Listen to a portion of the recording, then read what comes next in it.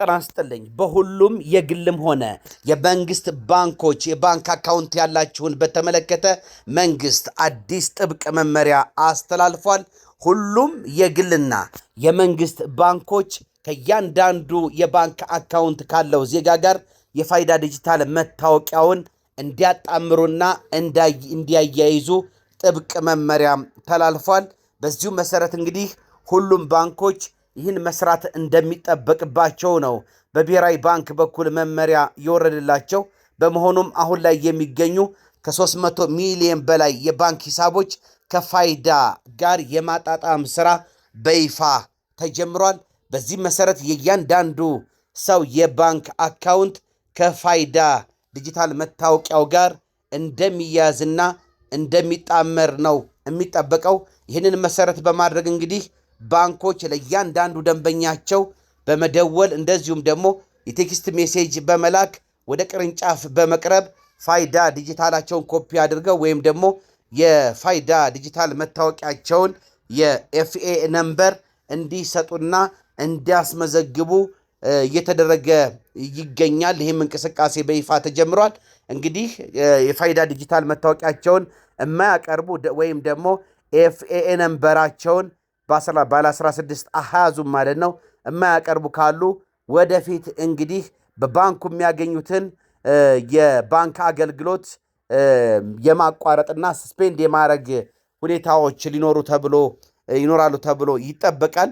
እንግዲህ ይህም የፋይዳ ዲጂታል መታወቂያን ከባንክ አካውንት ጋር ማጣመሩ መንግስት እንዳለው ደንበኞች ባሉበት ቦታ ሆነው ደህንነቱ በተጠበቀ ሁኔታ ገንዘብ ማስተላለፍ እንዲችሉ፣ በሐሰተኛ ሰነድ የራሳቸውን ሂሳብ ሌሎች ማንቀሳቀስ እንዳይችሉ፣ በቀላሉ የብድር አገልግሎት ማግኘት እንዲችሉና በአንድ ፋይዳ መታወቂያ የሁሉንም ባንክ ሂሳብ ለመጠቀም እንዲያስችላቸው ማድረግ ከብዙ በጥቂቱ ሲሆን ባንኮች በዚህ መረጃ ጥምረት የደንበኞቻቸውን ትክክለኛና ወቅታዊ የሆነ መረጃን እንዲያገኙ በሐሰተኛ ማንነት የሚከሰት የገንዘብ ማጭበርበርን ከመከላከል ባለፈ ለፋይናንስ ሴክተር ዲጂታል ትግበራ ቁልፍ የዲጂታል መሰረተ ልማት ሆኖ ያገለግላል ነው ያለው። እንግዲህ ይህም የባንክ ሂሳብ ቁጥር ከፋይዳ መረጃ ጋር ለማጣመር ደንበኞች ወደ ባንክ ቅርንጫፎቻቸው በአካል በመሄድ ወይም ኦንላይን ባንኩ በሚያስቀምጠው አሰራር መሰረት የፋይዳ ተለዋጭ ቁጥር በማቅረብ ምዝገባውን ማከናወን ይጠበቅባቸዋል ነው የተባለው። በዚህም መሰረት እንግዲህ ደንበኞች በተጠቀሰው የጊዜ ገደብ ማለትም እስከ መጋቢት 30 ቀን 2018 ድረስ የባንክ ሂሳባቸውን ከፋይዳ መረጃ ጋር እንዲያጣምሩ እናሳስባለን ነው የተባለው። ለፋይዳ ያልተመዘገበ ማንኛውም የባንክ ደንበኛ በቅድሚያ በአቅራቢያው በሚያገኘው የፋይዳ ምዝገባ ጣቢያ በመሄድ መመዝገብ ይኖርበታልም ተብሏል። ባንኮች እንግዲህ በዚህ ሂደት ደንበኞች መጉላላት እንዳያጋጥማቸው አስፈላጊውን ቅድመ ሁኔታ በመፈጸም ላይ ናቸው ነው የተባለው። በሁሉም ባንኮች እንግዲህ አዲስ ሂሳብ መክፈት እንዲሁም ነባር ሂሳቦችን ከፋይዳ መታወቂያ ጋር ማስተሳሰር ትግበራም እንግዲህ በፋይዳ ቬሪፋይዳ በሚባል አሰራር ተግባራዊ የሚደረግበት ጊዜ ሰሌዳ ወጥቶ ለሁሉም ባንኮች ህዳር 25 ቀን 2018 ተሰራጭቷል ነው የተባለው። ቀደም ሲል ሁሉም ባንኮች አዲስ ሂሳብ ለመክፈት የቬሪፋይ ዳታ ዋን ስርዓትን ሲጠቀሙ ቆይተዋል።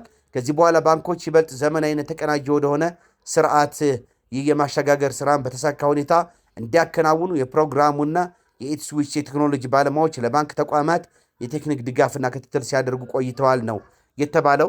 እንግዲህ በተመሳሳይ ሁሉም ባንኮች ለደንበኞቻቸው አዲስ የባንክ ሂሳብ ለመክፈትም ሆነ ከነባር ሂሳብ ጋር የማጣመር ስራ ለመስራት ሙሉ በሙሉ ወደ ቬሪፋይ ዲኤ2 የሚባል ፕሮግራም መሸጋገር ይኖርባቸዋልም ተብሏል። እንግዲህ ይህንን በተመለከተም የኢትዮጵያ ብሔራዊ ባንክና የብሔራዊ መታወቂያ ፕሮግራም ይህን የማጣመር ስራ በፍጥነት ወደ ትግበራ ማስገባታቸው ለፋይናንስ ዘርፉ ብቻ ሳይሆን ሀገሪቱ ወደ ትራንስፎርሜሽን የምታደርገውን ጉዞ ላይ ትልቅ ሚና የሚጫወት ነው ተብሎለታል።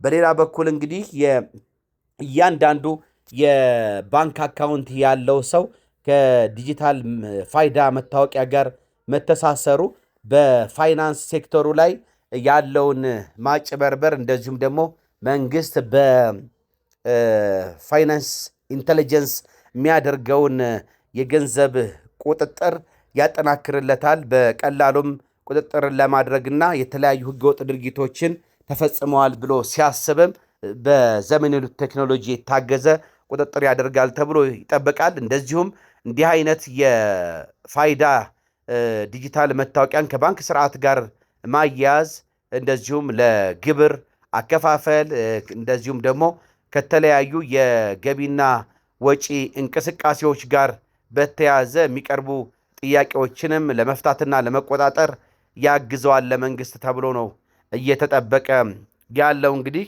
የፋይናንስ ስርዓቱ በተለይ አሁን ዘመኑ ቴክኖሎጂ ከደረሰበት የማጭበርበር ሂደት ጋር በተያያዘ በተለይም በተለያዩ ሀገራት መንግስታት እንዲህ አይነት ዘዴዎችን ይጠቀማሉ። በቀላሉም እያንዳንዱን እንደዚሁ ዜጋ የፋይናንስ ያለውን በባንክ የሚያደርገውን የሂሳብ እንቅስቃሴ የገንዘብ እንቅስቃሴ በመቆጣጠር እንደዚሁም ደግሞ ያላስፈላጊ የሆኑ የወንጀል ድርጊቶች እንዳይፈጸሙ ቁጥጥር ለማድረግ እንዲያግዛቸው እንዲህ አይነት ስርዓቶችን ተግባራዊ ያደርጋሉ።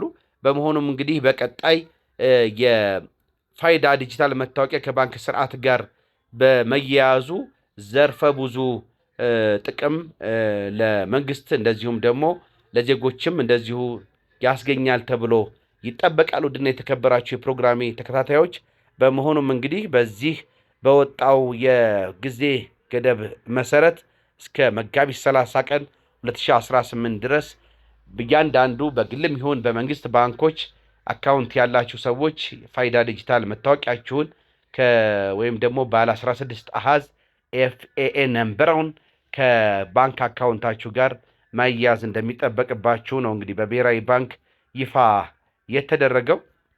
ከዚህ ጋር በተያያዘም እንግዲህ የብሔራዊ መታወቂያ ፕሮግራም የስራ ኃላፊ እያንዳንዱ ሰው መረጃ ለማንም ይፋ እንደማይደረግና በሌላ ሶስተኛ ወገን እጅ ውስጥ እንደማይገባ በሰጡት መግለጫ አሳውቀዋል። ወደ የተከበራችሁ ፕሮግራሜ ተከታታዮች፣ ስለዚህ ሁላችሁም የባንክ አካውንት ያላችሁ ይህንን መረጃ ሰምታችሁ እንግዲህ በዚሁ አግባብ መረጃው እንዲደርሳችሁና የሚጠቅማችሁን ምርጫ በማድረግ ተፈጻሚ እንድታደርጉ ለእናንተ ይህንን መረጃ ለማቅረብ ነው እንግዲህ ወደ እናንተ የመጣሁት። ወደ የተከበራችሁ ፕሮግራሜ ተከታታዮች፣ ለዛሬ ለእናንተ ይዤላችሁ የመጣሁት መረጃ ይህንን ይመስል ነበረ። በሌላ ፕሮግራም እስከምንገናኝ ድረስ በተለይም በተለመደው የህግ ምክርና ትንታኔ እስከምንገናኝ ድረስ መልካም ጊዜ እንዲሆንላችሁ እመኛለሁ። አብሬያችሁ የነበርኩት የእናንተው ጠበቃ ዩሱፍ ከበረ የነበርኩኝ። መልካም ጊዜ። ባባይ